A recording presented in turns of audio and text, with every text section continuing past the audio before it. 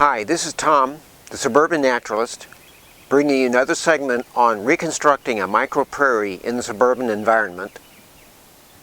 It's now the third week of April here in the St. Louis area, and our Rainwater to Micro-Prairie project is now approaching its third season. When the project was started with putting native prairie seeds down, my initial goal was to see more birds, but I soon realized that birds need insects need plants, so improving the overall biodiversity of the area here would bring in more wildlife habitat. And of course, improving overall biodiversity is a notable global goal,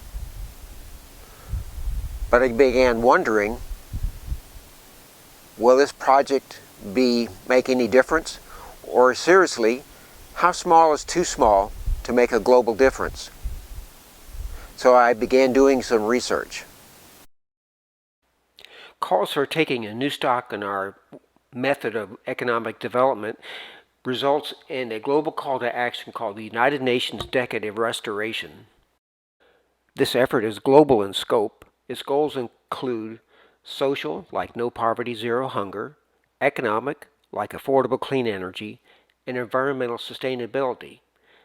This UN effort places a heavy emphasis on conservation of landscapes that are unspoiled, or nearly so, or IUCN. Their effort emphasizes that ecologic restoration is about changing the human footprint within and across ecosystems rather than removing the footprint. They note that local actions are essential avenues for ecosystem restoration across urban and rural spaces. Restoration in urban and near-urban areas has become a complementary focus to large-scale conservation. The human connection is apparent since over half the global population lives in urban areas now, and this will likely increase to nearly 70% by 2050. The urban environment characteristically has permanently degraded features like impervious surfaces like streets and parking lots, areas used for industrial production, and those currently used for human housing. This would appear to be an unlikely place for ecological landscape restoration since the areas available for restoration are often limited in size and remnant vegetation. Urban areas, however, have not been entirely overlooked as having potential for ecological restoration. Remnant forest patches can act as an archipelago of nearby forests that allow limited connectivity, whereas patch areas and corridors do have a strong effect on biodiversity as long as they have some reasonable vegetation structure. These areas are also found to have more invasive species, so they do require more human management to reduce invasives. So there are clear opportunities for eco-restoration within the urban environment. Let's take a look at a few.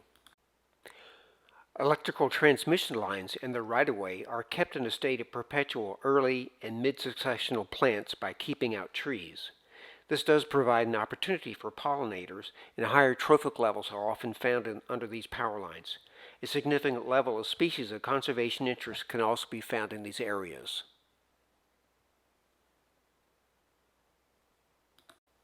Golf courses are another area of opportunity. Because of falling demand, courses have been closing, but not all have been reconverted back to housing.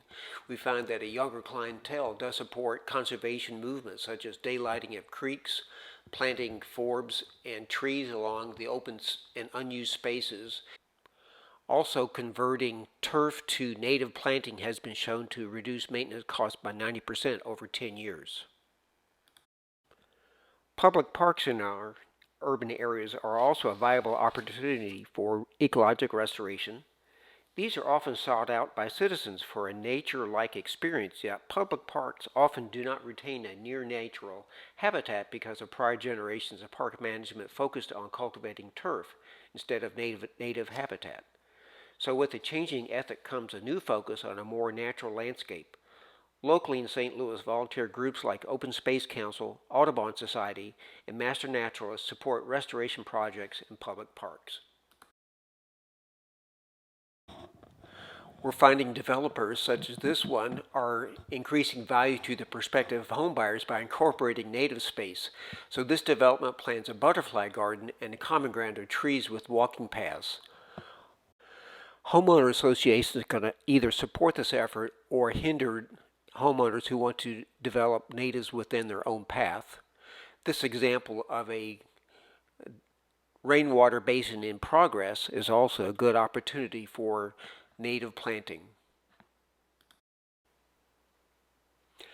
So this sign at a local schoolyard was covering an area of about 10 by 20 feet, calling it a monarch garden, and I think it pretty much says it all, that any size will be of ecologic benefit.